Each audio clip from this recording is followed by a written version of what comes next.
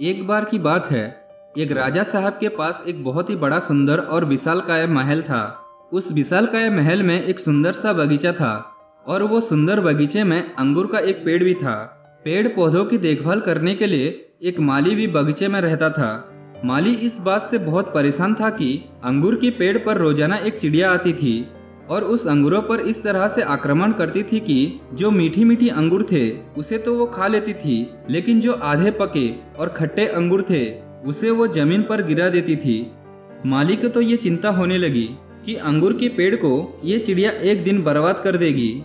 उसने अंगूरों को उस चिड़िया से बचाने के लिए बहुत प्रयास की, लेकिन कोई भी उपाय नहीं सूझा। माली आखिरकार राजा के पास पहुंचा और उसने पूरी घटना बताई। तब राजा ने कहा, माली साहब, अब परेशान मत हो, आपका काम मैं खुद करूंगा। तब राजा साहब ने बगीचे में पहुंचे और अंगूर के पेड़ के पीछे छुप गए। जैसे ही चिड़िया आई, राजा ने फुर्ती देखते हुए चिड़िया को पकड़ लिया। जैसे ही राजा ने चिड़िया को पकड़ा, तब वो चिड़िया ने राजा से कहा, हे राजन, मुझे माफ कर दो, मुझे मत मारो, मैं आपको ज्ञान की 4 बात बताऊंगा। राजा बहुत गुस्से में थे और बोले, पहली बात बता। चिड़िया ने कहा, अपने हाथ में आए शत्रु को कभी भी जाने ना दो। राजा ने कहा, ठीक है, अब दूसरी बात बताओ। चिड़िया ने कहा, कभी भी असंभव बात पर यकीन ना करो।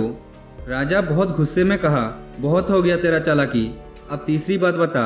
चिड़िया ने कहा, बीती बातों पर पश्चाताप ना करे। राजा ने कहा, अब चौथी बात बता ले, खेल खत्म करूंगा तेरी, बहुत देर से परेशान हूं। जब चिड़िया ने